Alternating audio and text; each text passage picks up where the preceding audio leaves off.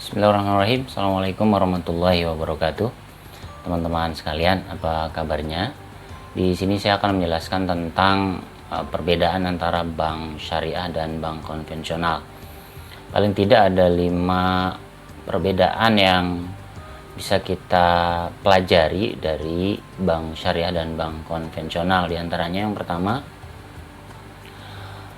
terletak pada sistem yang berlaku di bank syariah menggunakan sistem syariat Islam, yaitu menggunakan hukum-hukum fikih muamalah yang bersumber dari Al-Quran, hadis, juga hukum-hukum yang telah ditetapkan oleh para ulama.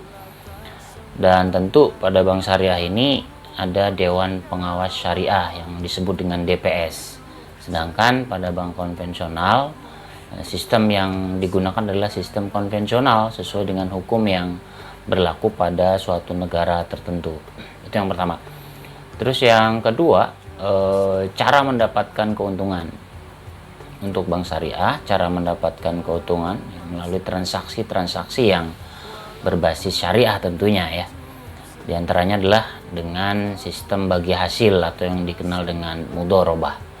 Misalnya si pemodal memberikan modal dan si pengguna modal atau pebisnis akan meminjam modal itu ya, dengan ketentuan keuntungan nanti bagi hasil misalnya 70-30 atau 60-40 dan seterusnya.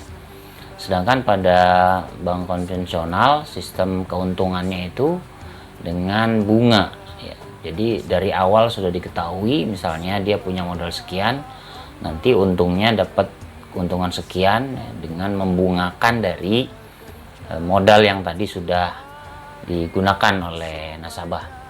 Kemudian yang ketiga, perbedaan antara bank syariah dan bank konvensional adalah terletak pada sisi investasi. Investasi pada bank syariah itu pada sisi-sisi yang sudah jelas kehalalannya, misalnya peternakan, perdagangan, pertanian, atau sektor-sektor usaha yang sudah jelas halal dipastikan. Sementara bank konvensional itu masih bercampur ya. Ada usaha-usaha pada sektor halal, ada sektor syubhat ya. Bercampur antara halal dan haram seperti itu. Kemudian yang keempat, untuk bank syariah orientasinya bukan hanya dunia ya. Meskipun profit itu keuntungan menjadi salah satu tujuan, tapi tujuan utamanya adalah bagaimana bisa bahagia di akhirat, sehingga ini yang menjadi concernnya, dunia dan akhirat. Sementara untuk bank konvensional itu ya profit oriented, hanya keuntungan yang dia ingin dapat dari transaksi-transaksi yang berlaku atau berjalan di bank konvensional. Terus yang terakhir, perbedaan yang mencolok adalah kalau pada bank syariah, denda itu dikenakan pada nasabah yang memang membangkang ya.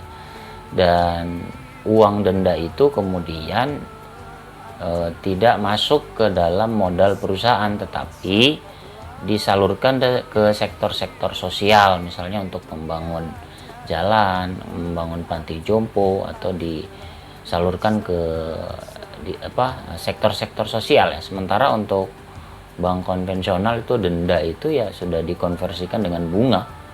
Bagi nasabah yang tidak bisa membayar maka ya didenda, kemudian juga bisa mendapat tagihan bunga yang berlipat ya. Itu yang kemudian denda yang ada pada bank konvensional itu masuk ke dalam modal kembali.